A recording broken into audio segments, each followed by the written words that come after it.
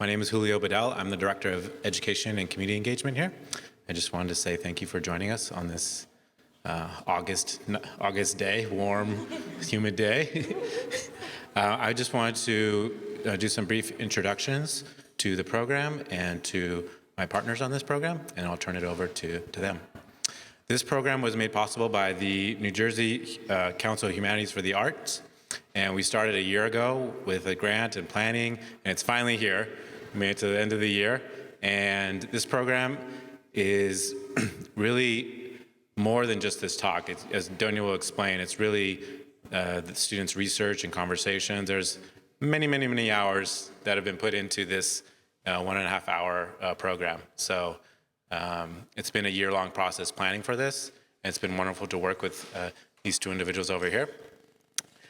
Both of them do a lot and are very complex individuals. We have Dr. Leanne Francis, who's an associate professor at TCNJ. She's an associate professor in two departments, Department of African Studies and Department of Women's Gender and Sexuality Studies. She's also an author, an artist herself, yes, and a mother. And she's acting as the faculty advisor to this program. A lot of communications and general wisdom for this project. And then we have Donia Salem, who is also a doctor in many ways. She is a multi-talented artist, writer, dancer, herbalism apprentice, and the executive director at Outlet Dance Project. She is the lead project coordinator, has been really in the deep research phase with finding our guest artists, working with the students, and working in collaboration with myself to produce this event. So I'm going to hand it over to them two to explain the project in more detail. Thank you so much. It's such an honor to be here and to see so many beautiful faces. Woo! Okay, there we go. So this project, as Julio had mentioned, this is this kind of second iteration of this kind of idea of a residency. What does it mean to kind of be involved in an embodied, immersive research practice? And so BIPOC students of color that have been connected with the African American Studies Department at the College of New Jersey and the Department of Women, Gender, and Sexuality Studies were invited to be involved. So these are brilliant student scholars anyway.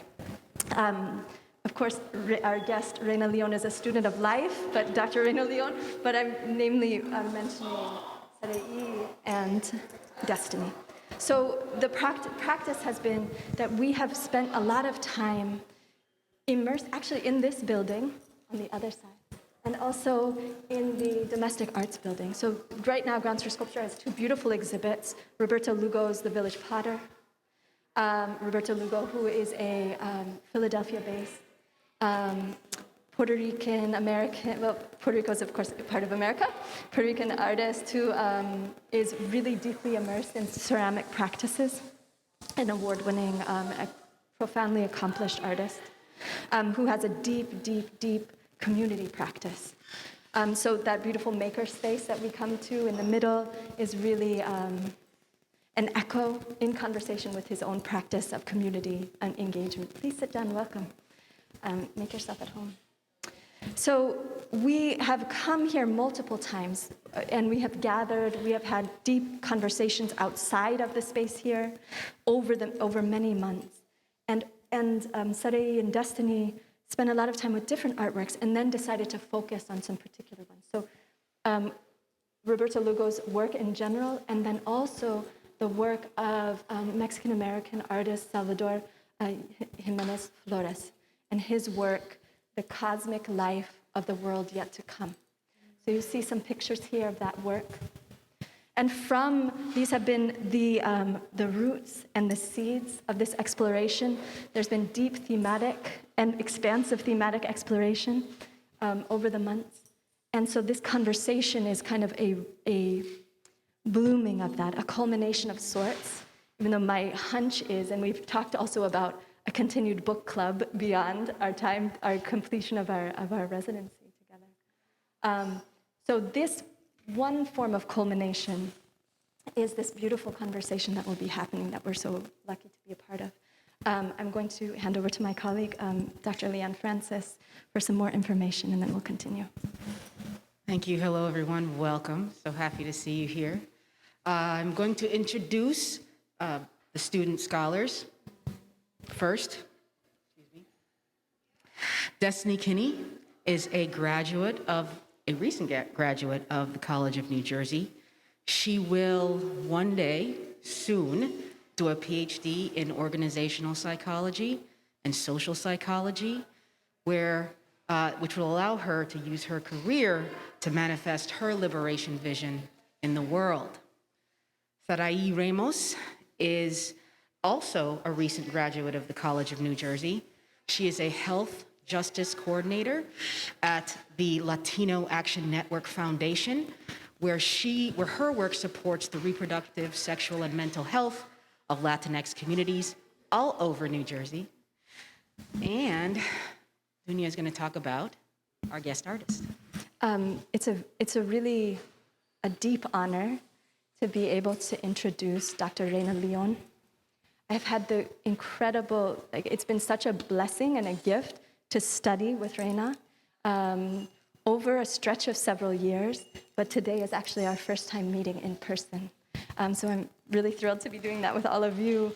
Dr. Raina León is a teacher, writer, artist, curator, scholar, and speaker.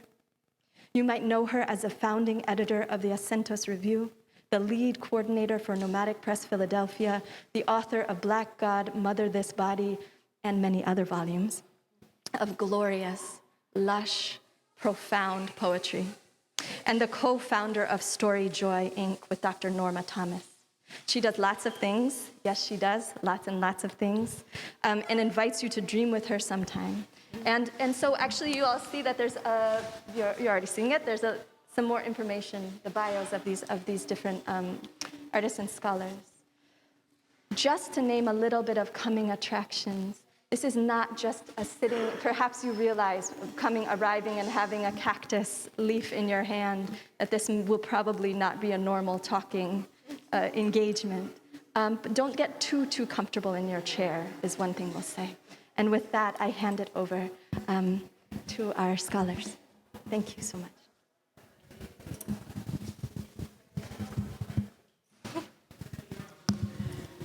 So I think I'm reading a poem first.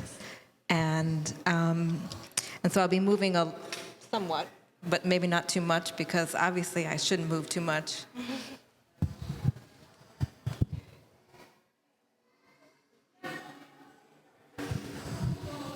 All right. The first poem I'll read is to set our stage thinking about fugitivity, movement, migration, and dreaming, is this poem called We Never Talk About This, which explores this loss of a dream, an early miscarriage. We never talk about this chemical pregnancy. After Solitary Boat by Figure Gebreyesus with chorus from Stay by Carol Maillard of Sweet Honey in the Rock. The clock on the wall says it's time to go, but I know my heart really wants you to stay a while. In the dream, knowledge pounced, and I felt I was pregnant again, woke from sleep and felt the hard, secret nut, the uterus in its first swell. Just before sleep, I had seen a shadow dog. Then the corner between desk and television, I worried it had appeared to mouth your brother's essence and steal it away. I prayed over him, called on his angels and my grandmother as mine for protection. Did it come for you instead? The clock on the wall says it's time to go.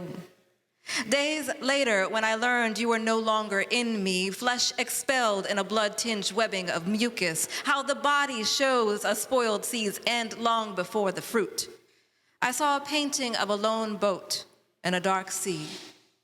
There were no people. Had they already drowned in their migration across troubled waters, with only the tubing's garish yellow remaining, orbs abandoned in the latest hours, bridge lights lit far off? You who were a being of water and flesh and gold and wind, a breast slip, gone before a name could fix you, I imagined you swayed in the boat. Then you were a twisted seaweed pat in the tumble of invisible waves. Then a pebble that falls too fast to be carried. You were more than a number on a test I begged the doctor to give me, regarded again as insane for knowing my own meat. And when she saw the proof, said, miracles do happen, as if the miracle was the numbers, my sanity a miracle, as if you were passively placed and not already animate with your lessons to teach, inform and unforming, as if. I ponder brushstrokes. It may take me a lifetime to understand. Someday I will seek you beyond my eyes' sight. I will give you this poem. I will ask your name. I feel the light around me. You are in that light on gilded water. The clock on the wall says it's time to go. A second poem. Again, thinking about fugitivity and migration. Atrial septal defect, or we must leave this country before my son turns 12. Sometimes I fear the casket shroud will emerge from my own shadow to greet me smiling with my son's teeth. This country is such a cruel winter to Black boys singing their spirits from dread. It hangs their songs to clink on snow-covered boughs. My sister's son died and she wore white. Only 2 months old, his heart already broken in its making, with Tamir and Ayana and honesty, Black babies and a pandemic of guns and crowns. I whispered to myself his new name, Prophet. Call her grief pure. A natural end and still a butchering. Sometimes I see him somersaulting in her wake. And sometimes I fear how my still new name, Mama, might be written in soot on snow. His twin is 8 now, their sister is 2, continuum of earth, color codes, field of gleeful browns. My son is Black and he is parchment and cream. This northern city has grime and glint in its racism. My boys, buttermilk, may save their Black, though he is Black, and may not save anyone at all. Am I raising a boy, or what a surgeon might call vulnus glopitarium, or slab with a child? It was me who held his twin sisters, twisting hands to his before the curtains were drawn. It was me who carried her screaming from the room to a hospital labyrinth. Now, by the time I was 8, I could break a jaw into bone spires. I learned to handle a knife in Philly, slice quick to splatter, an invitation to rubber gloves. I swore they would find me still deadly and shaking sheen if ever a fool would. Since my boy was 6 weeks old, I have folded his hands to the combination jab, jab, cross, block to hide the smile I want to save. Even when he was gum and dribble, an elder in a newborn's bib. In Germany, when I lived there, 3 days, only 3 it took to leave the serrated honing behind. I felt safer in a place of dead crematoriums than my own country. Now, if my boy falls to metal, unnatural, shard me up, abyss cut water to darkness. If a building stand, it is a lie, a forest of names for empty-eyed women, the only real, also real. This country will kill you if you're not looking, and even if you are. Mother, my God, my sister asked me. Mother, my God. My God. Okay.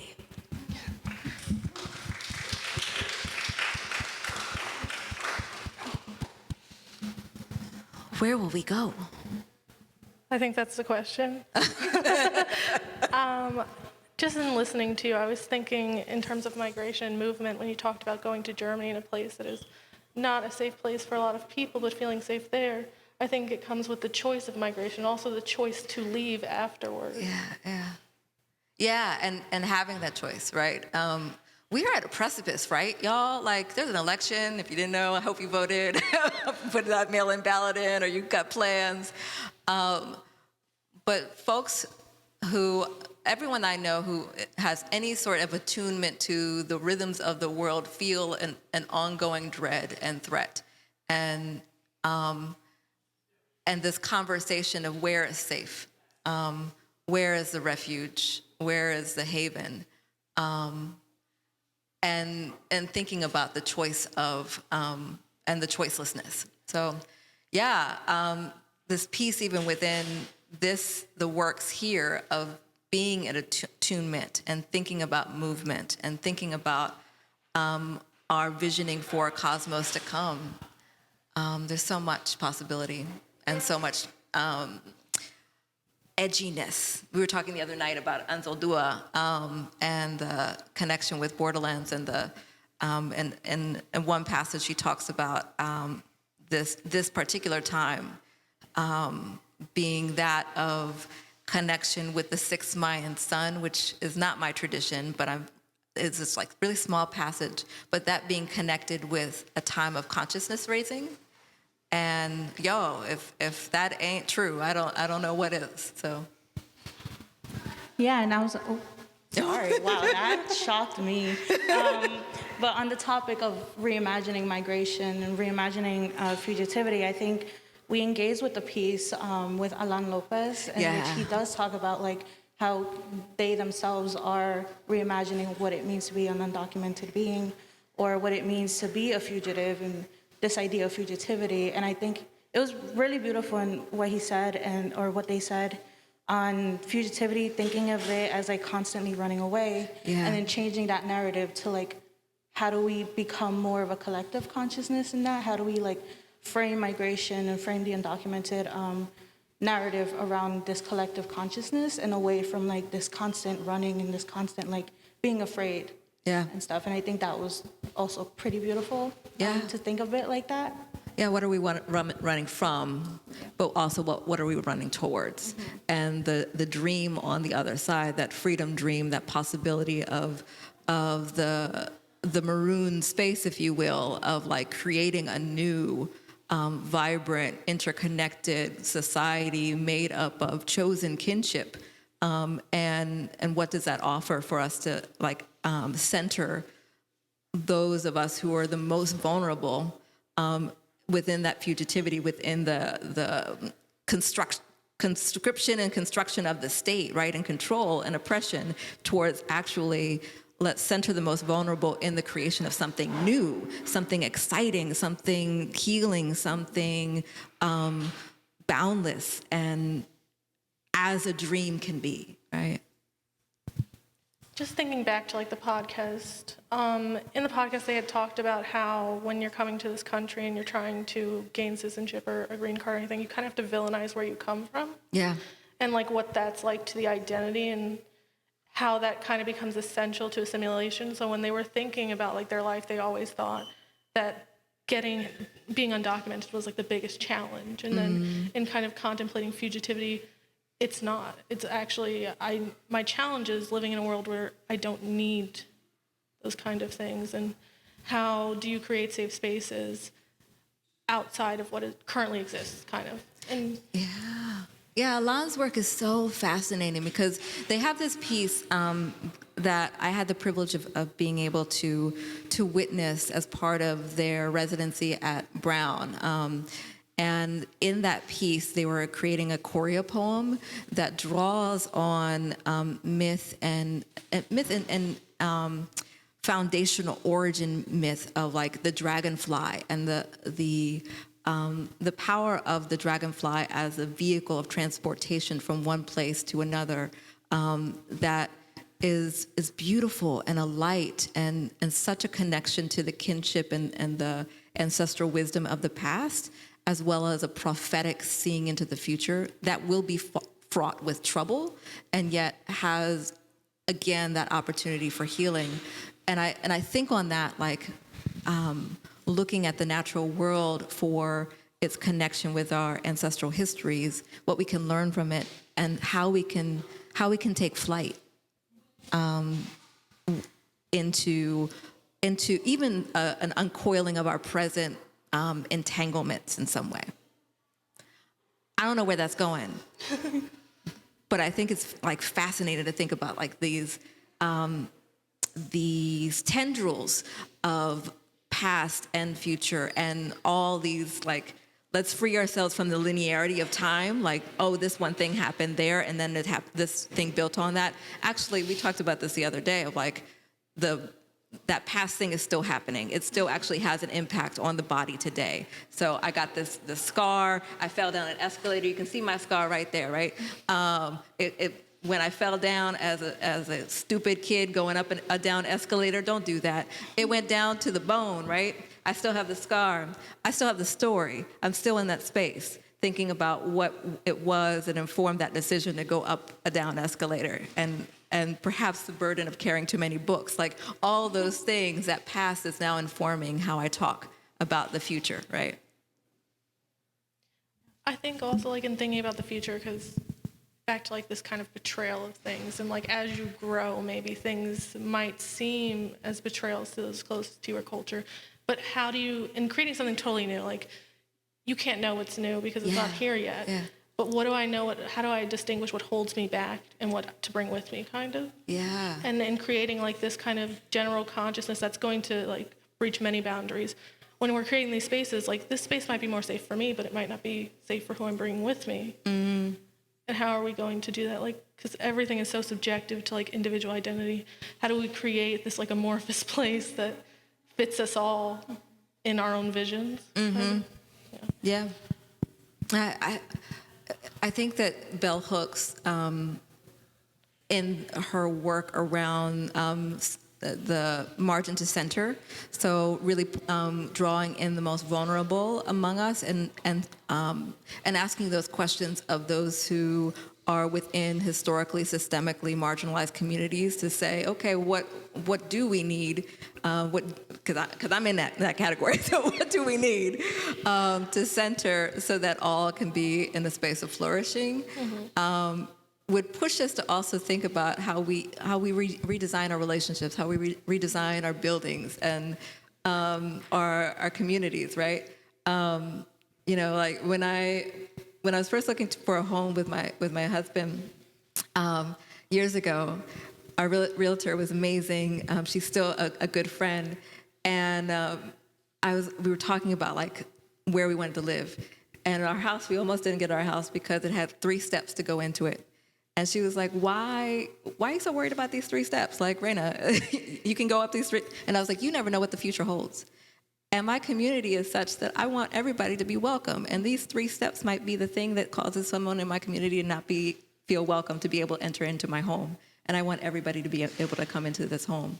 And so that is something for us to think about, of like access for everybody. And what does that mean for also like, who is fugitive, right? When we think about who is pushed aside, who is like not valued, even as we like, take aside those stairs, but as we return to more like engagement in real life, right? Who's pushed aside? Who now loses access to all the things that they had access to before, and now is forgotten? So. Maintaining also that balance of like an access and connectivity and the pathway forward, that it doesn't have to only live, the knowledge and connection doesn't just have to be underground.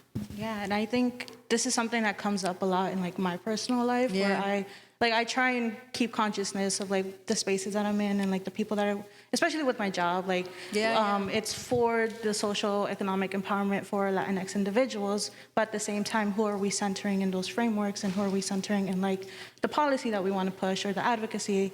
Like, are we centering indigenous Latinx individuals, or Afro Latinx individuals? And it's something that I always find like myself thinking of, but also like in a state of like stagnation, kind of, because like I can't push for certain things because like I am a newer person and I am like someone who just started, but like I think it it shows that like we have to do better in that sense, especially like with the whole term of Latinidad and how problematic it is and how exclusive it can be. So that's also something that like I try and keep consciousness of, but like how do we also like reach to the older generations and like people who not purposely exclude Latin, Afro or like indigenous Latinx people. So it's like, how do we navigate that space so that we're pushing for this future that we can't like see sometimes, Yeah. you know? Well, and even think about young people, right? Like, when was the last time you talked to a 2-year-old and said, like, what wisdom do you have to share with me today, right? Or centering an elder in the community and being like, okay, so we were talking the other day about sometimes my dad in particular tells the same story over and over and over again. And what I have realized and what I heard also within community is that every time you hear a story, you're meant to get something else from it. And it changes how you interact with that person, right? When you're like, they're not just telling me the same story over and over and over again, and I don't have to listen anymore. No, I need to get something new from this every single time. And I, too, in telling stories, I may tell the same story all the time. There's something else in there. But I think, too, about, like, the prickliness of this cactus. And I know we want to transition into that activity. Yes. So when you all walked in, you saw a nopal on your chair, and you're probably like, what the heck? Like, what is this? Like, what is this cactus doing here? And, like, we chose the cactus because, like, it's a reoccurring theme, and it's a reoccurring symbol in, like, one of the works, or in the works of Salvador Jimenez Flores, in which he uses a nopal as a symbol of resiliency for BIPOC communities and, like, a symbol for better futures for us. And he also reclaims the phrase that is very popular in Mexican American culture of like, tienes el nopal en la frente, so you have a cactus like on your forehead, which is the direct translation of it. And basically the meaning behind that is like, you can't really deny who you are. In his case, he can't deny his Mexicanness and his brownness. So this is an invitation for you all to like take a look at the cactus, feel it a little bit, like become familiar with it, and then just question who are we and like who can't we deny being. And this is your invitation to grab your Sharpies or your pens, whichever you feel more comfortable with, and like releasing that onto the cactus. And then if you want to share, we can, but yeah, just a very quick thing. But so you can either draw a picture, you can draw like, or you can write whatever words come to mind, but like who are you and who can't you deny being?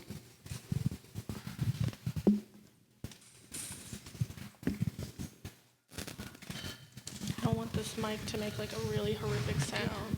And we're not going to give you forever. We're going to give you like 7 minutes, okay? So like answer that big question, who are you? Who can't you deny being in just 7 minutes? I'm sure that's enough time. Yeah, sure. It's not like you look your whole life for it or anything. That's it. I love this. Nice job, y'all. Okay, give you a cactus, you do amazing things. Who would have thought? I guess we thought that they would do that. Yeah, you definitely thought. You created this activity. This is really good. Do we want to share ours?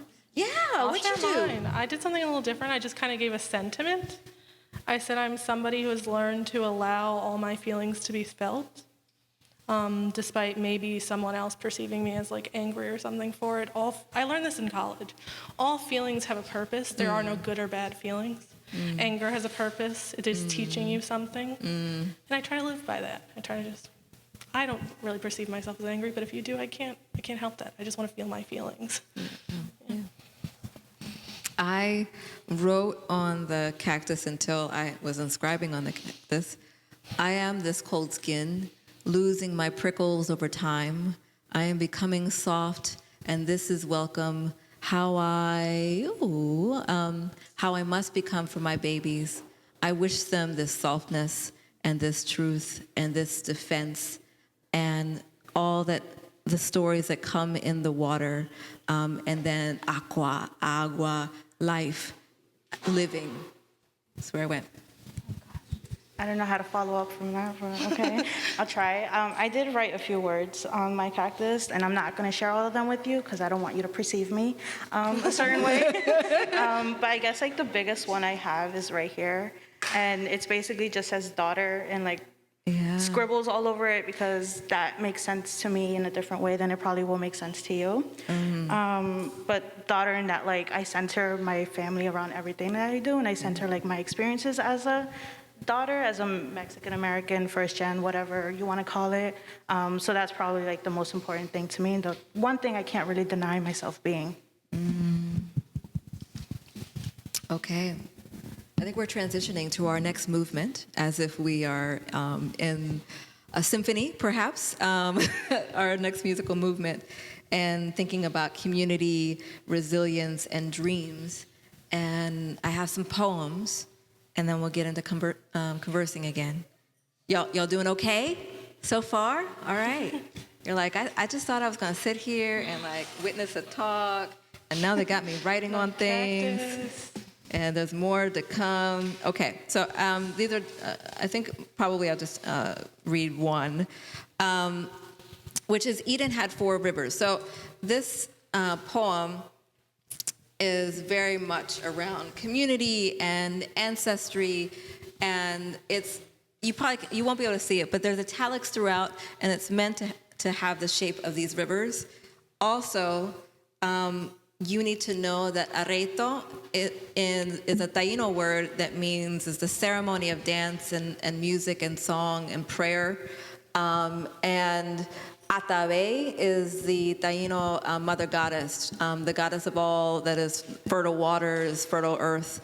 And my children have both names as middle names, and as a hearkening back to lineages of which we are a part. That said, the other thing you need to know that I'll repeat is that the italics are meant to have the voice of our ancestors. So they're embedded within the text, and then I'll read them as one invocation. Eden had four rivers. After the birth and the afterbirth, the midwife lifts the placenta to show how from womb we are all elemental. Beloved, suckered from a veiny tree. The assigned boy child was easy, querido, querida, querides. We took the organ of our lineage, a treasured gift of our waters and roots, iced and carried in a bloody plastic bag, a budding, and contributed its last work to fig. After the assigned girl child, wherever you go from around to within, we had to steal what they wanted to study. Mother as creature made possible pathology. We brought a cooler and guarded it. Peaches rise now in a garden that feeds other mouths.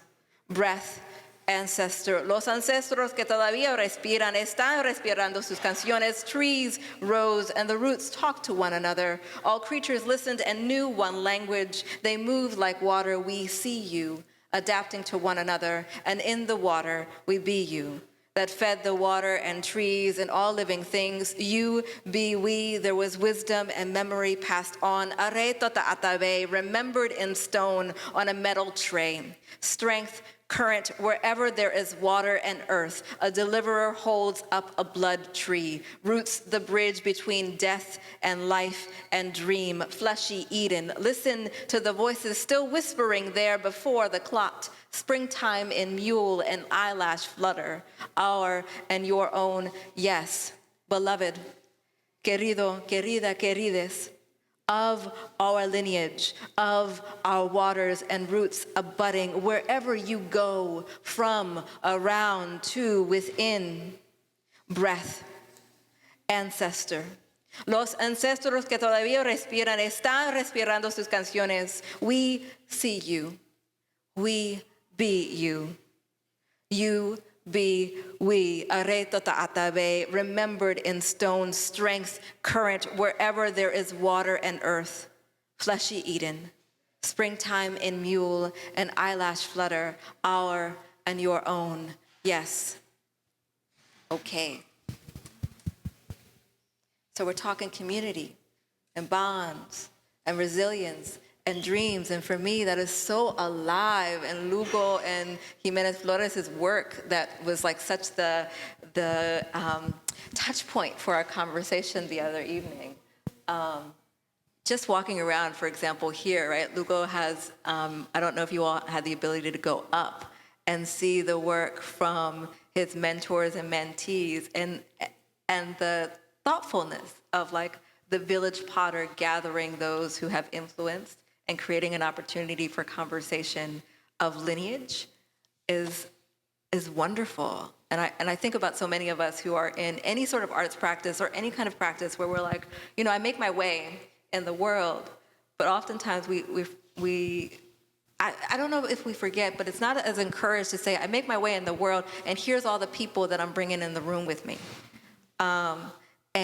And pay attention to them. Like, not just our ancestors, like, through blood, but, like, our ancestors through, like, who was influencing our ideas and thoughts and so on. These are the folks who are coming with me. And not only that, like, I talk to folks all the time about this concept of, like, the breathing ancestor, extending from Alexis Pauline Gumb's work of the walking ancestor. Because right now, like, what does that change with us when you think about yourself as an ancestor? Like, right now, you're going to be the ancestor of something. It changes a lot for me. I don't want to be an ancestor of pain.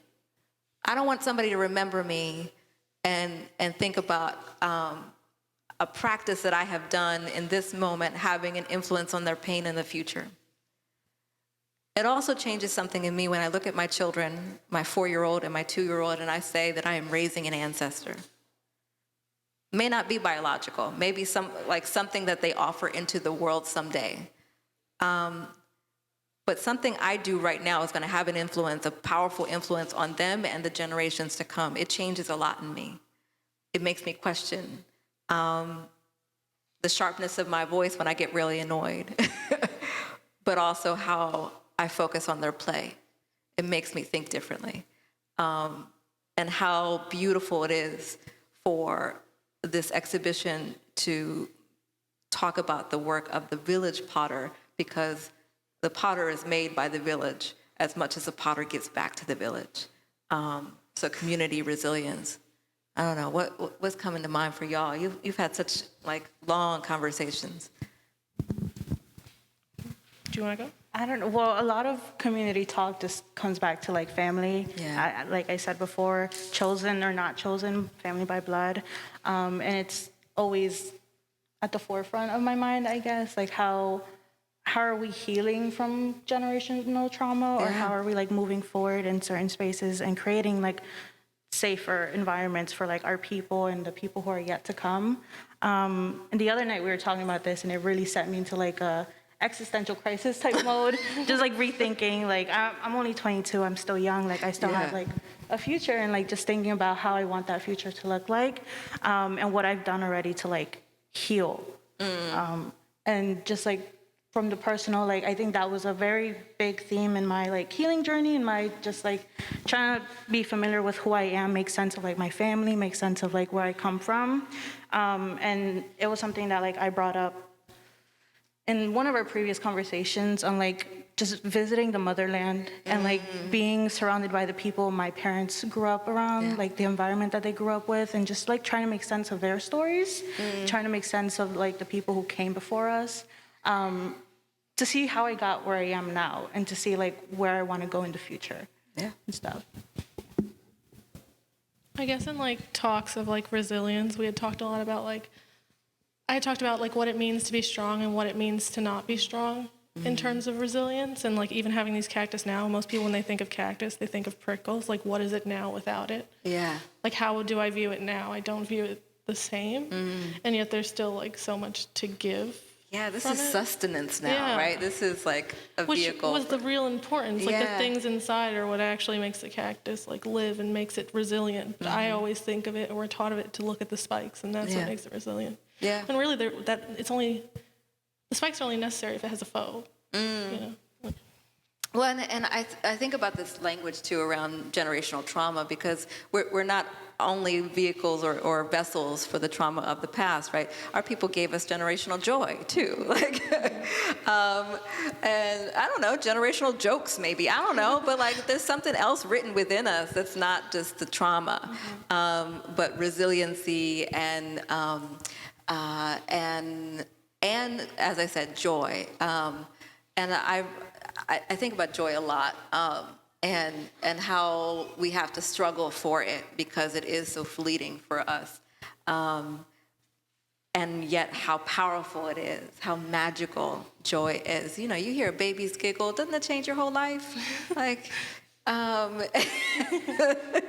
Like I'm thinking about babies giggling and I'm giggling, right? Like, I think that there's so much possibility, like excitement too, even thinking about what's in this exhibition again of recognition, of connection, and light.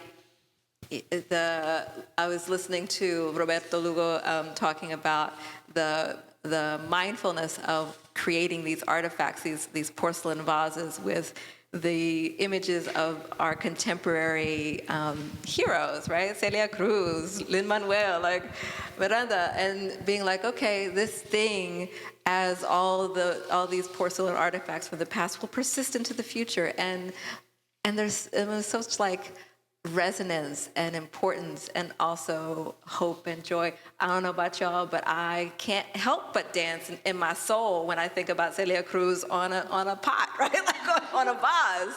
Like, okay, fantastic. I liked your talk about like the existence of trauma and joy, because we kind of think of them as like, if I'm when I'm trying to fix things, right, I can't talk about the good things because then it might pull away from the bad things. Then they're not as bad. That doesn't mean that. It's two sides of the same coin. They don't necessitate each other, but they exist together in a way. There's complexity. Yeah. So allowing yourself to like look at the good things while also having these dreams outside of those things. It's not a betrayal to that joy. It's not. Yeah. It's like a growing of it. Like you're not leaving it behind. That's the things I think you want to take with you. Yeah. And even think about Jimenez Flores, the piece, the cosmic life of the world yet to come. The first thing I noticed, because I had that, I only had a picture before I came today, and there's this one face that's on a placard which has its own kind of movement. But is it emerging or is it being submerged within this clay? I don't know. But that is like this wonderful possibility of a receptacle for that kind of complexity of like drowning, but also emerging from the water. And I think about like, what does that have to offer me as wisdom of feeling like drowning, but also being still able to be at the space of the water and see the sky, right? I don't know. But there's something there. I know we have to get to some writing. Did you know you were going to do some writing today? You should have known there was some sort of writing utensil and like a clipboard. So I'm going to transition us to our next activity, which is the hermit crab essay. Have you ever heard of a hermit crab essay?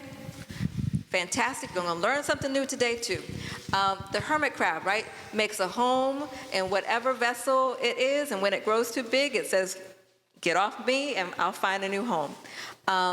Hermit crab essays are super interesting because they make a home in other things. So a crossword, if you really like crosswords, did you know you can make an essay in a crossword? Oh. Really interesting, right? You take the form of a crossword and all of a sudden you have an essay in it. Or a map. If you're a map person, you might map out the spaces of home, whether it's a room or a city, and then create an essay that's tied into the points that are most vibrant within that. So I want you to think about, we're going to do that part. A map. You're going to draw a map. Now, I'm only going to give you a minute to do it, and then I'm going to ask you to do a second thing. I know, it's really short. So this map, though, can be a map of a particular room. It could be a map of a city. Could be a map of anything you want. Could be a map to an imagined treasure trove of joy. I don't know what your map is going to be, but I want you to draw a map, and I want it to center on your joy. I'm going to give you a minute. Yes. All right, what you guys got? What's the secret path to joy? For me, this is my, I've written my Sharpie, but it didn't work anymore. I had to do So this is my path. It's a staircase, and that's my husband and my 2 babies. I climb the stairs. I must make the tea and serve it green and pungent. I hold her hand as I place the wooden dolls, and we heal them of all boo-boos. I race the cars down his garage and laugh at his jokes, which are not funny. What is the way to your joy? I'm curious. You want to go? Yeah. What'd you do? Oh, my map was a little weird because I didn't know how I wanted it to be. So at first it was like confined in like a little rectangle type area, and then I was like, I don't like that. So I was erasing a lot of things. One of my paths to joy, I guess, is like having meaningful conversations with my little brothers and just seeing how they are on their day-to-day lives. My youngest brother is like 14, so if you've ever had a conversation with a teenager, it's so weird sometimes, like, because you just never know what they're gonna say, and then they say like the craziest thing, and you're just like, oh, okay, cool. But I love that. Like, I love that my brother could feel that like comfortability with me and like sharing his weirdness, and just like seeing him happy as a child and stuff, and hoping to protect that joy is also like part of my joy. And the second one, it was a little too literal, but it's like taking my meds. Taking my medication, because like that I need to stabilize my moods and stuff. Adulting. Taking care of myself. And then the last one is just like having I can't understand my handwriting. I put loving relationships with my friends and just doing like random activities together and just like spending time with each other. So that's my map to joy, I think. What you got? Mine is kind of like a racetrack kind of looking thing. I like car rides. It's my favorite thing in the entire world. So I wrote, joy has many avenues, stops, U-turns. Sometimes it feels endless, miles and miles that are made worth it because joy waits at the destination. Other times the long journey itself has joy as a passenger along every avenue, stop and turn. Okay, nice. So. Yeah, there's a whole journal called Brevity that incorporates hermit crab essays. So you never know. This could be the beginning of a hermit crab essay. And I was thinking, oh goodness, what was I thinking? It's already gone. I tell you, my brain, if I don't have it tattooed on me, it's gone. About Jimenez Flores was around the symbol on the ground, as protective device, as galactic cosmic map, as map to possible like emotional resonance. There are also these figures that are connected with the nopal. So there's so much possibility within the reading of that piece as text, as inscription, and even thinking about it as, again, a map to the cosmos of the life yet to come. So I think we're transitioning again, right, to poetry. Yes. I want to add something to what you just said, though. Yeah. Thinking about what you're talking about, the one figure that you can't tell if they're like going under or like coming up. I've really been thinking about the Jimenez Flores based on the center, but what if it's coming outwards? What if those are all going to be as big as the center? Like an expanding, like a cosmic life that is growing. I haven't thought about it like that. Yeah, so and now. like the connection, the gravitational, and the gravitational pull towards us, not just towards the center. Yeah. Okay. I like that a lot. That we become the gravitational pull. That's cool. Reading one more poem, I think, as we think about movement, futurism, and dreaming. And let's see, I chose two, but I'm going to choose this one. which is this, a time magic. So one of the things that was this beautiful grounding that we were offered as panelists was the pulling of a tarot card before we talked together. And what was pulled was the marshmallow. And one of the many things that I remember was around the slipperiness, the softness of the marshmallow, the healing, and the anti-inflammatory nature of that practice or of that plant being. I mention that because I'm really fascinated by ritual and how we incorporate ritual within our different practices and how ritual can also open up portals into the future. And we'll talk about portals in a little bit. But this is a time magic. And the poem was written with all these different layered memories in time. And with it, ultimately, is a prayer for my son. And it's also a holding of a particular vision that I had of him in the future to come. And a hope that that actually is a part of his life. A time magic for my son. I am writing you a new spell that uncoils from the spell of your making, silver, filament, thread that carried your glimmer to lining rest, chosen and made, frozen and unfrozen, carried and placed by a needle measured in microns, womb, a fabric, pinprick.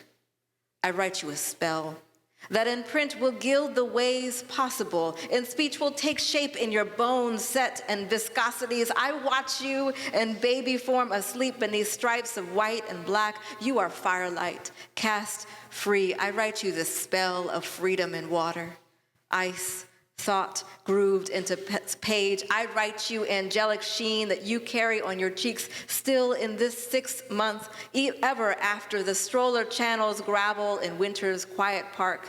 As I tap keys, my bare feet on white marble while you sleep in crib, your papa snores his lullaby, only the dead know whose mouth first formed it. That song tied in you ripples out, then back again, vulnerability and reverb. To birth you, I consulted a Reiki healer. I filled my house with orange roses, held rose quartz, offered my points to an acupuncturist needle. So many other healers chanted heal within my own mind, offered vortexes swirling within me, a fixed softness to welcome you, who are a sign of water born between the luck of 16 and the unluck of 17.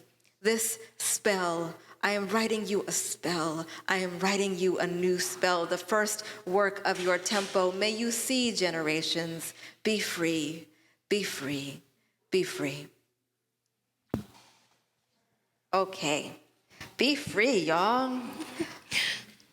Yeah. I think about the, as I read that poem, and oftentimes what the spells were of those, and the wishes of those folks, generations before me, for me in this moment. I don't know, who knows? But I hope that I am living beyond them. And I hope that I'm doing them honor. But it makes me think too about what we have to offer those to come. I think my nopales pricked me, and I'm actually really interested in that sensation. So, but this idea of futurism and dreams, what emerged from your conversation with one another over these many months? I think. Go ahead. Nope, go ahead. You started. Okay, I think we had talked a lot about, like, in futurism. You had mentioned how you kind of, in thinking about the future, like, even in your work, you kind of pull from ancestral documents and all these things. Yeah. And I really find it interesting because sometimes when I think about the future, I'm like, there is some, like, homage to the past, right? Yeah. But if I'm going to be changing something, it has to be something that's never been done. And if they knew it, they would have done it. And what that kind of plays in, like, your dreams. And in your dreams, anything can happen. And I like to think that if I'm going to have a future, I'm going to create a future, I have to believe anything can happen here as well, not just when I'm asleep. Yeah. Well, any great thing starts as a dream, right? Harriet Tubman, with her movement to freedom, it started with a dream. And in that dream, it led to the freedom of hundreds of peoples. So, you have to dream it before it can become possible. I have a story, y'all. So I tell my mom, I tell this story all the time. A few years back, my mom, they had just moved back to Philly, and we're at their dining room table, and my mom was complaining. And she's like, yeah, don't dream around Raina. Next thing you know, you sell your house, you get a job in your hometown, and then you sell your house again, and you move to Philadelphia, and you're taking piano, and like all these things. And I'm like, Mommy, everybody should want to dream around Raina, because what you just said is like, your dream was to go back home to your hometown, and it happened. And when you retired, you wanted to learn how to play the piano. You're a pianist now. Like dream around Raina. Everybody should want to sit at a table and dream with Raina, because we're going to talk about how it could be possible, right? But I think that's one thing that we don't uplift enough, is like, let me talk to you about my dreams. Let me hear yours. How can I support you? How can we support one another in actually realizing those dreams? Because like the structures of capitalism and patriarchy and oppression and control, that just wants you to keep working as a cog in the machine. Don't dream beyond it. Just be the cog in the machine. And if you're upsetting the machine, then that's the end of you, right? That's more oppression on you. But like, we are not machines. We are beings who have the capacity to dream. We are part of a natural world that is constantly in connection with one another. Like, we are also not divorced from the natural world. We must be.